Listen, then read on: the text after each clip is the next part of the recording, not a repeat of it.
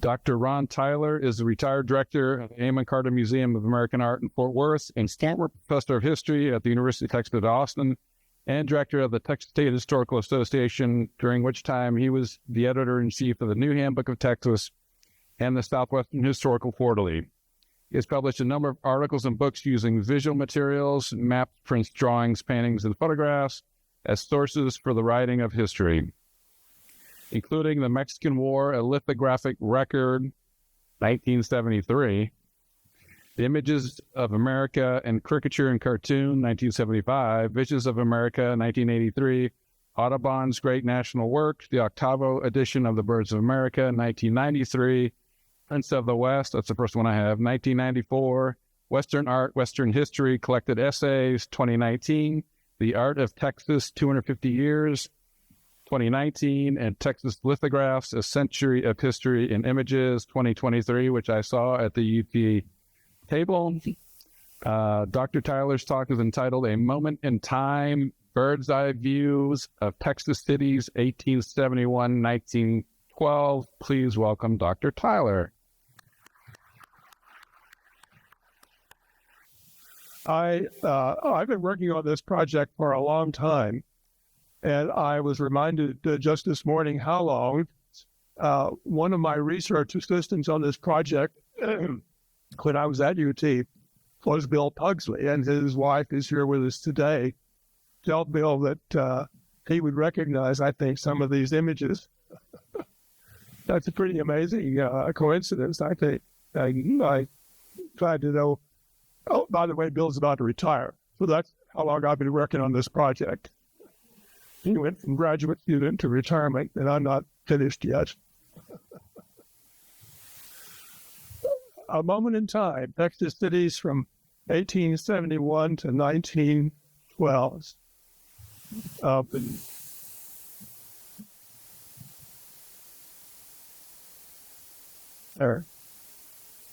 The bird's eye view phenomenon in Texas started in 1871 in Galveston. A bird's eye view artist named Camille Dry showed up in the editor's office at the Galveston Daily News with a drawing of Galveston. And the editor looked it over and said, "It's a fine picture of the island city." And he encouraged people to subscribe. Mr. Dry bought a series of ads in the newspapers over the next few days, advertising subscriptions for the bird's eye view at $3 a copy. Well, the context for this delightful moment is a little more serious. Reconstruction Texas.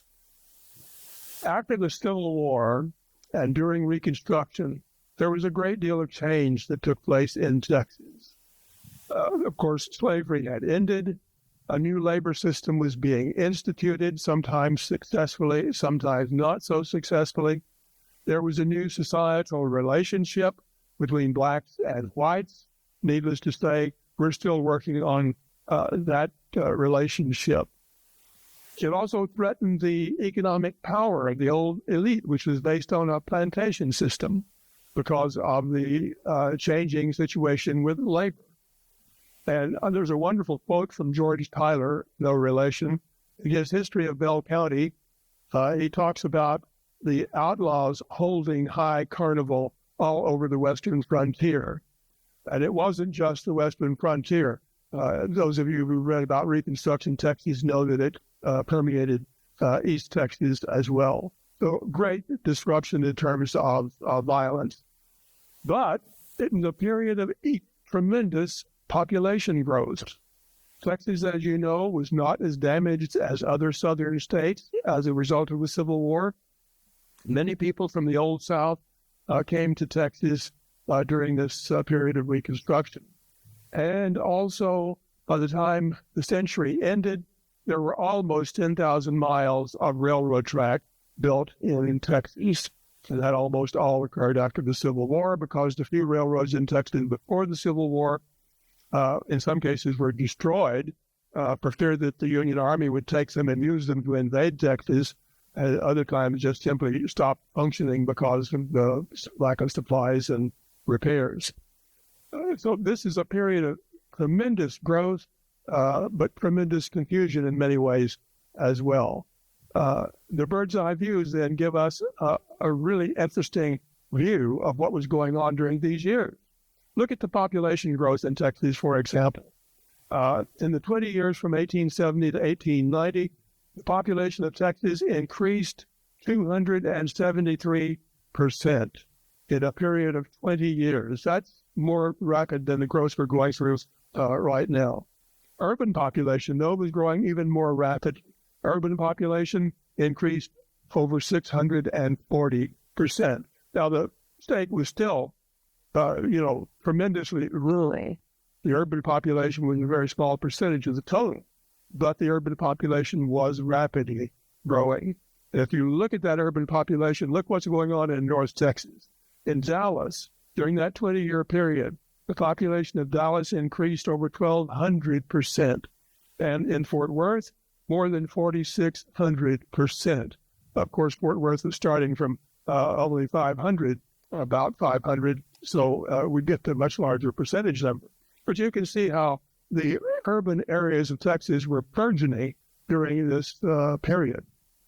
Well, that was, of course, in many ways intentional, because the state and the railroads and individuals were putting out an enormous amount of material to recruit settlers to come to Texas. And these examples are just a few of the many that were produced during this period. So the bird's eye view phenomenon is a post-Civil War phenomenon in the United States. There were more than 50 artists at work on bird's eye views in the United States, and during this post-war period, they produced almost 2,500 separate lithographic images of bird's eye views. And they were almost all done lithographically because that was a cheaper and better medium of printing at that time.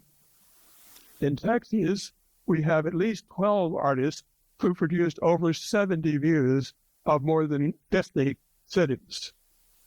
And it's an unprecedented document of a crucial period of growth and development in the state. Well, the history of bird's eye views, how did they develop?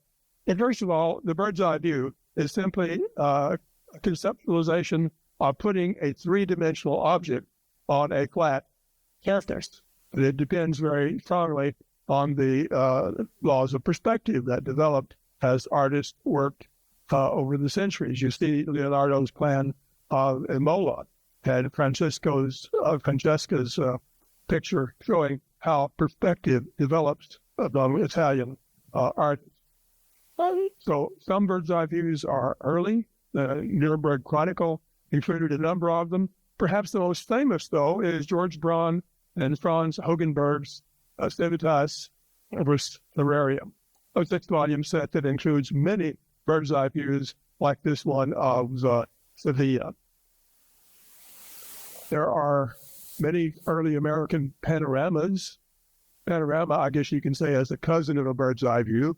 A panorama could be done on level property. It could be done from a hilltop, but still from a hilltop is not as high as the 45-degree angle that you get in a bird's eye view. So we don't have any bird's eye views of early American cities. We have lots of panoramas of early Texas cities. This is such as the Tapia's Tapi after Berlandier's Presidio Goliad. You all know the 1840 image of the city of Austin. This is a picture of San Antonio done by William Bissett, who is a little-known artist who did a number of images published in Francis Moore's Map and Description of Texas in 1840. And Ted Lesher's copy, a very rare copy of that book, was auctioned at Heritage Auction last spring. Gosh, I think it cost about $250,000. Very rare and interesting book. And Bissett is an artist who really has not received any attention at all in Texas history. Charles Hooton did this 1841 view of Galveston. He's on the Gulf side looking back at the village of Galveston on the bay side. And I assume that's a self-portrait sitting in the foreground with a rifle. Theodore Gentile did this view of Castroville, literally from a hilltop near Castroville, looking down on the city. There's this picture of the city, the village of Corpus Christi, really, and in the background you see the tents of General Taylor's army, and Henry Cheever Pratt's painting of what became the city of El Paso. This is Smith's Ranch, and that's where El Paso, Texas, developed. So Iwansky's bird's eye panorama, really, of New Braunfels, that's on the hill where the museum now sits in New Braunfels, and Lundquiist's view of Fredericksburg, and one of the rarest, this Charles Bauer view of Galveston. Helmut Holmes was a sailor who called on various Texas ports, and he did views of Matagorda and Indianola. And this looks like it's a little bit of an elevated view because he crawled up on the mast of the ship he was on, so he got a bit of an elevated view of Indianola. Well, following the Civil War, a number of artists came into Texas, not all at the same time. Drive was the first one. And recently, we've uncovered a few photographs of these fellows. I worked on this project for years without having any photographs of the artists, but the internet is a wonderful research tool, and these images have turned up in the last few years. This is the first one, Galveston, and it's an isometric projection. Now, that means basically that he did it without vanishing points. So if you look at Galveston, all the streets are parallel. If he'd done it with vanishing points, there would have been a slight narrowing of the streets as they progressed. But it's an isometric projection without vanishing points. So basically, he took a map of Galveston and laid it out and took it in squares, not parallelograms. So it lacks perspective, no vanishing points. But here's what a 2-point perspective would look like. This is Augustus Cook's view of Austin in 1873. And if you look closely, you can see that he has 2 vanishing points, as you would expect, one in the upper left and one going off to the right. And that's the way most of the bird's eye view artists did their pictures. Dry. Some of these fellows were trained cartographers. They served in the Union Army, for example, during the Civil War, or they had some relation to engineering. I knew a little bit about it. Some didn't. Some were artists who were looking for an opportunity. They usually started with a map of the city. This is a map of Honeygrove that Thaddeus Fowler probably had when he started his map of Honeygrove. So they started with a map, but then they had to figure out how to finance them. And this newspaper article says that Mr. Pierce will call on our citizens Monday for subscriptions. And if a sufficient number of copies are engaged, the work of lithographing and printing the picture will go forward. Sometimes there was city sponsorship. Sometimes there was merchant sponsorship. There are legends and marginal illustrations. I have no proof for this, but my guess is that those were not given away. You probably had to pay a fee to have your name in the legend, to have your building identified, to have your work identified. And if you wanted a marginal illustration, that probably would cost a little bit more. There might have been railroad sponsorship in some way. I have no proof of that. Railroads always seemed to be broke because they were always depending on the communities that they were building toward to raise money to help them with the project. But I suppose it's possible that they might have given a bird's eye view artist free transportation or something like that. Don't know. I would love for some proof of that to come up in the research as I proceed. But there might have been some kind of railroad sponsorship. The marginal views could be quite complicated, as you see here in this picture of Decatur. with wonderful marginal views of residences as well as businesses. Sometimes there was a civic cause. This is a bird's eye view of Dallas as a seaport. As you know, they were working very hard to make sure that to kind of make the Trinity River navigable. And at this time, in the late 1880s and 1890s, they actually had a boat that was trying to get from the coast up to Dallas, and it took, I think it took several weeks, if not months, to make the trip, because, of course, they had to clear the logs and the jams out of the way as they went. But this is a picture of what Dallas would look like if they were a seaport and they needed a space for the boats to turn around. Needless to say, it was never built. But this was a view produced to try to encourage the idea that Dallas could become a river port. In Victoria, the city council bought the bird's eye views and sold them to the public. And I think they sold them originally for $3. And then several weeks later, there's an ad in the newspaper that says that they happen to have some left and they'll sell them to you for $1. So Victoria was financed by the city itself. In Fort Worth, they were financed by the gentleman who owns this large wholesale grocery store, Joseph Brown. He purchased 11,000 copies of the Bird's Eye of Fort Worth, which, of course, he sent out to advertise his business. And that's the largest printing of any bird's eye view of Texas that I've been able to find. Most of them, I think, were probably printed in 250 or 300 or perhaps even fewer than that. Some in this fall,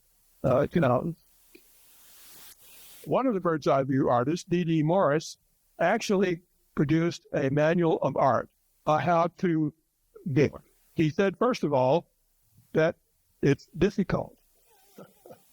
And attempting to make a bird's eye view of buildings, it will be found is somewhat difficult. And you'll understand why after just a sec. You first get a plat or a map of the city, and then you walk every street in the city, marking your map or plat and a sketch pad. And you wind up with perhaps a stack of drawings or perhaps a sketch book. And you then have to put that all together in the bird's eye view. And that's why you have to have the map, a plat, so you know where each of those drawings goes when you get through with the project. You transfer each block to your paper, working from the front toward the vanishing point. This is his recommendation. And here's an example. This is the only set of sketches that we have by all of these bird's eye view artists. It's Edwin Whitefield and his map of Gorham, Massachusetts. And this is one of his sketches of the McClellan House in Gorham. I don't think all the artists produced material that was this detailed, because you can see it. First of all, it's a nice drawing, and then he's made notes as to the number of windows, the grassy lawn, slightly sloping street. This is the old roof as it was. Well, apparently there's a new roof on the house. Notes. As I said, I don't think they were all that detailed, but this is the sort of thing that the artist would have done for every structure in the city. And in Texas, the cities were still small enough that was actually possible, I'd say. For many larger cities, of course, it very quickly becomes an impossible feat. The second bird's eye view, after the one of Galveston, was this view by Herman Brosius of the city of Jefferson. And at that time, Jefferson really was a river port. It was the second most important commercial city in Texas behind Galveston. It was the center of East Texas. Virtually all of the East Texas cotton went to Jefferson to be shipped to New Orleans by riverboat. It was a tedious task because the Cypress Bayou was not always what we would call commercially navigable. I read one description of how they got through many of these little bayous. They would send a man out with a rope on a skiff. he would go to the bank, tie the rope around a tree, then they would tie the other end of the rope to a mechanism connected to the boat motor, which would roll it up. As it rolled it up, it would pull the boat forward because there was not enough water in the bayou all the time for the paddle beams to actually work. And that they proceeded, then the man in the skiff would tie it to a surrogate tree until they got out of the congested area. So it was a slow trip, but it was a trip that dozens of riverboats made to Jefferson every year. And as you can see, there are, I think, 5 boats shown there in the dock. Interesting how Jefferson is laid out at an angle. You can see Line Street that goes through and divides the streets that face on the river versus the others, laid out by 2 different individuals, either one of them expecting Jefferson was going to become a very large town. So they didn't have to worry about having a plat that was square all the way, nor did they have to worry about a courthouse because they didn't know that Jefferson was going to be a county seat. So when they built the courthouse, they built it on what would be the far top of the bird's eye view here, so far from the business district that it didn't last very long. It was just too far away from the business district. Nevertheless, going into the history of these bird's eye views, which I'm trying to do now, is very interesting and sometimes very confusing because they didn't know what they were building in those slow feet. Mr. Brosius, after leaving Jefferson, went to Dallas. Dallas was Jefferson's competition, or would-be competition, because you can see on the far right there, the H&TC Railroad has just arrived in Dallas, and they built their depot on the far right side there. And that was going to be the competition to Jefferson's riverboat train. That competition was enhanced shortly after the bird's eye view was made, when they cleared the Red River raft that was keeping the water level high enough that Jefferson could actually serve riverboats. When they cleared the Red River raft, water all drained out. Jefferson ceased to be a river port, and trains became much more important there. So the business gradually, actually very quickly, moved toward Dallas and away from Jefferson. It's a very interesting story. They also built that depot a long way from the downtown. You can see the downtown area is right on the Trinity River there, on the far left of the bird's eye view. And the newspaper editor complained quite a bit because there was lots of mud between downtown and the railroad depot when it rained. And he began to refer to downtown as Old Town and the railroad depot as New Town. And he felt like the railroad had really gypped the people of Dallas because, of course, they awarded the railroad land in order to come into Dallas. And the railroad, of course, took their depot away from the city and immediately started selling town lots on their land. So they were developing their land, not the city of Dallas. Well, that's just one of the episodes between the cities and the railroads as the railroads were expanding. The next artist who came into Texas was J.W. Pierce. There are 4 bird's eye views of Denison because Denison is where the Katy Railroad came into Texas, and the Katy was the first of the railroads who arrived in Denison, and it became a railroad center, and that's how they got 4 bird's eye views. It grew to be, a fairly large city at that time. The next artist into Texas was Augustus Cook. And you see a recently discovered picture of Mr. Cook here as a young man in the Union Army. His first bird's eye view was the city of Austin in 1873. He made many trips to Texas and wound up producing bird's eye views, I think, of more than 20 Texas cities. D.D. Morris was next coming into Texas.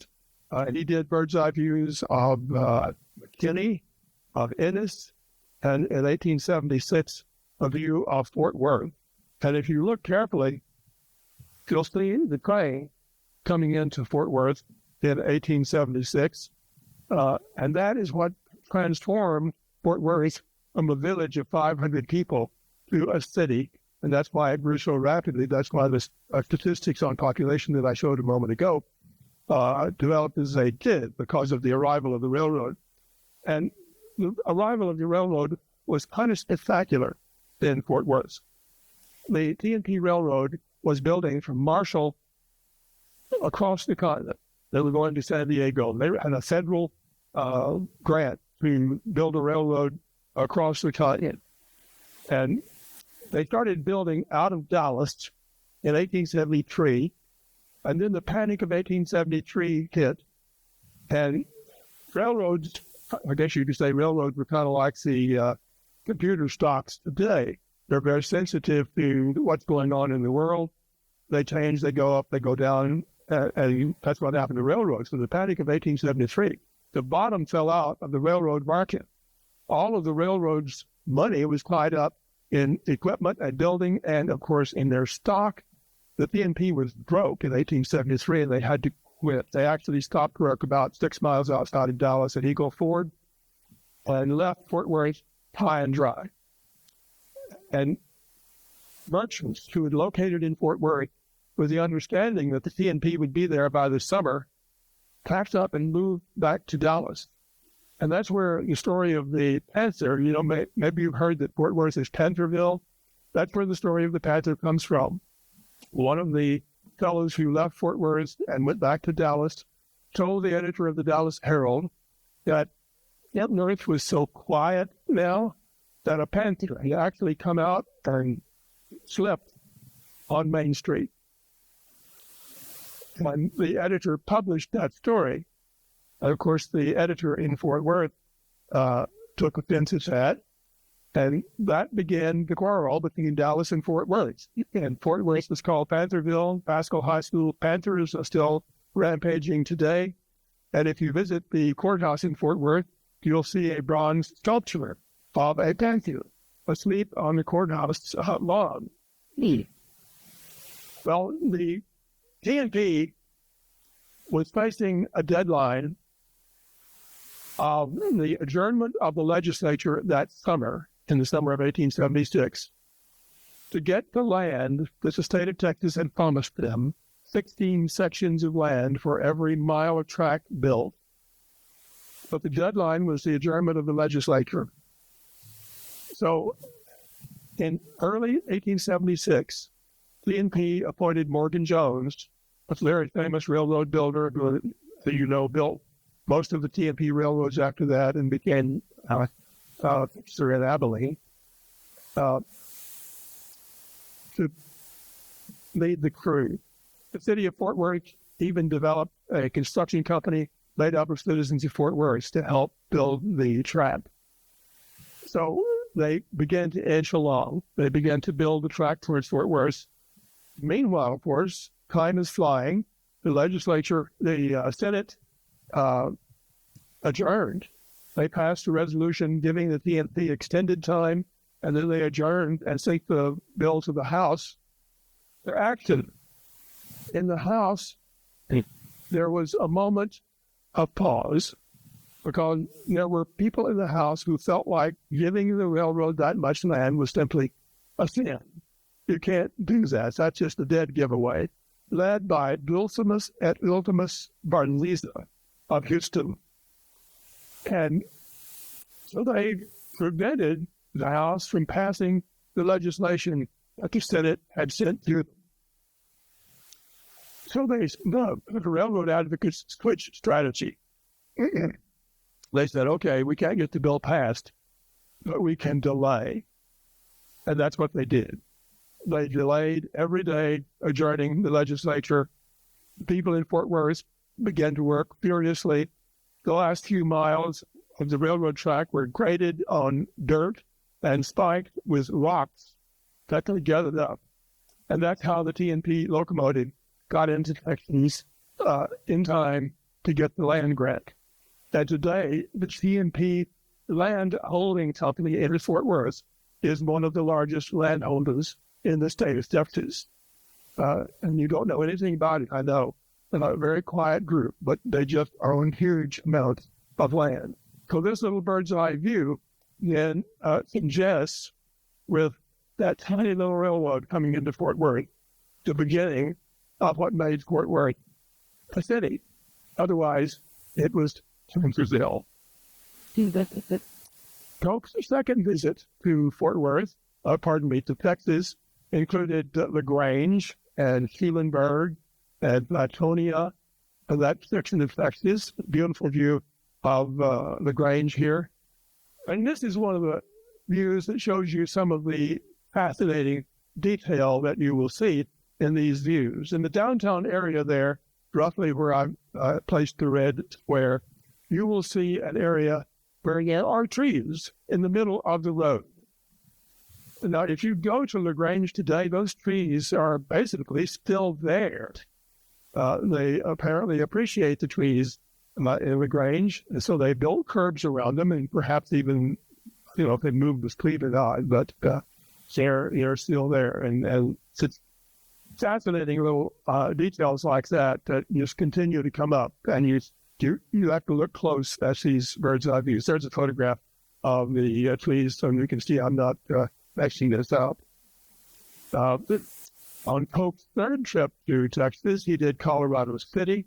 At this time, Colorado City was shipping more beef, probably, than any other area in Texas, because they were out on the ranching frontier, if you will, and they had finally gotten rail service. Another artist named Henry Weldy came into Texas in 1885, and he worked the East Texas area. Coke comes back for a fifth trip to get El Paso. On his sixth trip, he documents Corpus Christi, and Weldy goes on down to Laredo and does a bird's eye view of Laredo and a portion of Nuevo Laredo. And out in West Texas, Thaddeus Fowler begins to work the area. When they completed the railroad from Fort Worth to Denver, the Fort Worth and Denver City Railroad, they went through a lot of little towns, or created a lot of little towns in northwest Texas, and Fowler really documented those along North Texas. So a lot of small areas like Quanah. And this is one where we have the original drawing. It's kind of interesting to be able to compare the original drawing to the bird's eye view.